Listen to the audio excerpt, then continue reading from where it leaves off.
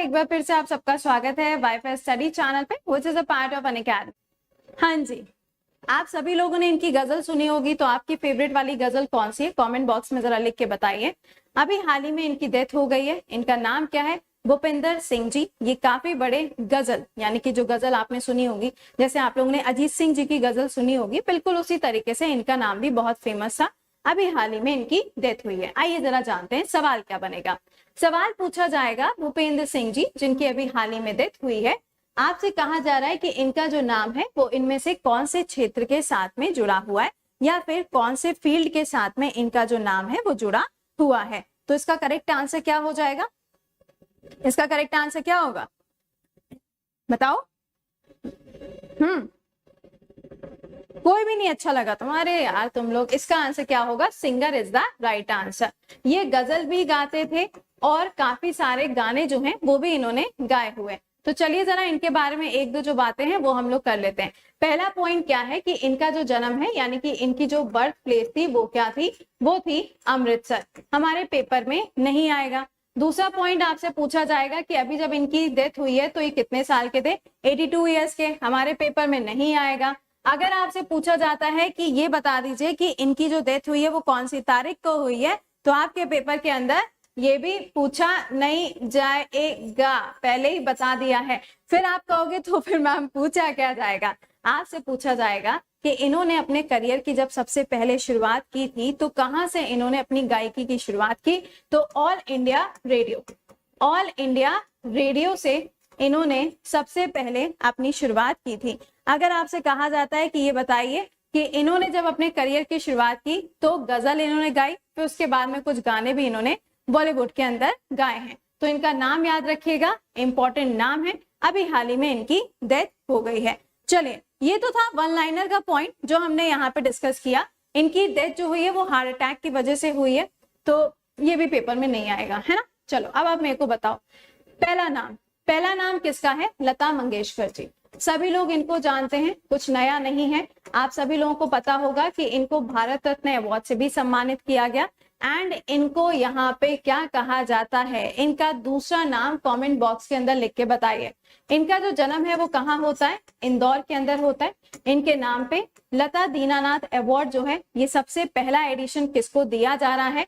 तो नरेंद्र मोदी जी को ये अवार्ड दिया जाएगा। सवाल, इनका दूसरा नाम मेलोडी क्वीन। ये सवाल अभी आपके पेपर में पूछा गया था। क्या है? मेलोडी क्वीन के नाम से इनको जाना जाता है। ठीक है, चलिए नेक्स्ट पॉइंट पे आइएगा। ये कौन है? तो ये आप यहाँ पर देख सकते हैं कि ये भी एक ऐसे पर्सन है जिनका नाम यहाँ पे जुड़ा हुआ है किसी ना किसी म्यूजिक फील्ड के साथ में। बिल्कुल करेक्ट है साक्षी, करेक्ट है। चलिए अब यहाँ पे देखो, इनका नाम क्या है वो आप बताएंगे मुझे? पंडित शिव कुमार शर्मा। बड़ी तेजी से बता लेते हो। पंडित शिव कुमार शर्मा जी। ये कौन है? पंडित शिव कुमार शर्मा जी। अभी हाल ही में इनकी भी डेथ हुई है। ये कौन है? ये भी संतूर वादक हैं। और ये कहाँ से बिलोंग करते हैं? तो ये कश्मीर से बिलोंग करते हैं। इनका नाम क्या हो जाएगा? इनका नाम है भजन सोपुरी। क्या नाम है?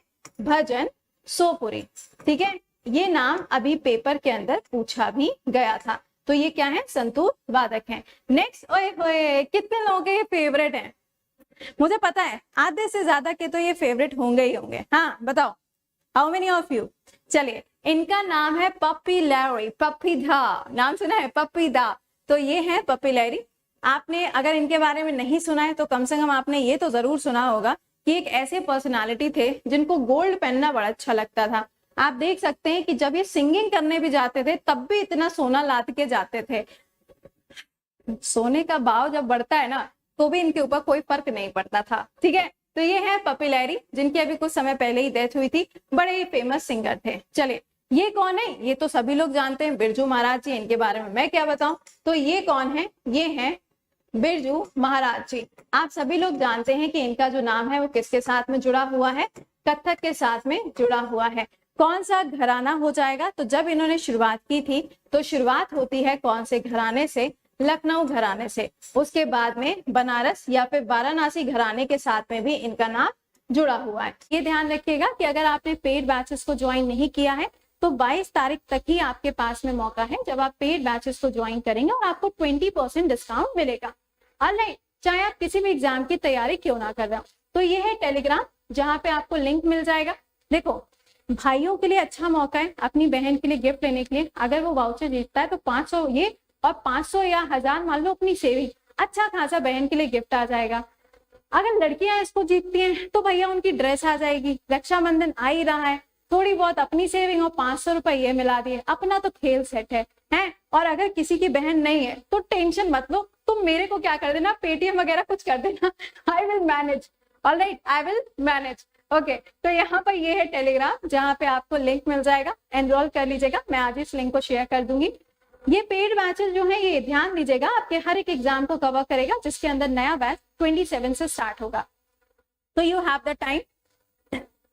अरे मौसम आज कैसा है लखनऊ का मौसम? हाँ, आपका नया पेड बैच स्टार्ट हो रहा है 27 जुलाई से, oceanography and climatology physical geography का, जिसके अंदर आपको पूरा बेसिक्स पढ़ाया जाएगा। आइकॉनिक फीचर्स भी, रेज योर हैंड, अपना सवाल भी पूछ सकते हैं।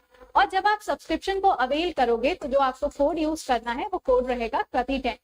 अगर आप 22 से पहले बैचेस लेते हो तो आपको 20% डिस्काउंट मिल जाए। उसके बाद में ये अमाउंट इंक्रीज हो जाएंगे, चाहो तो वन टाइम पेमेंट करो, चाहो तो EMI में, जैसी आपकी मर्जी, ठीक है।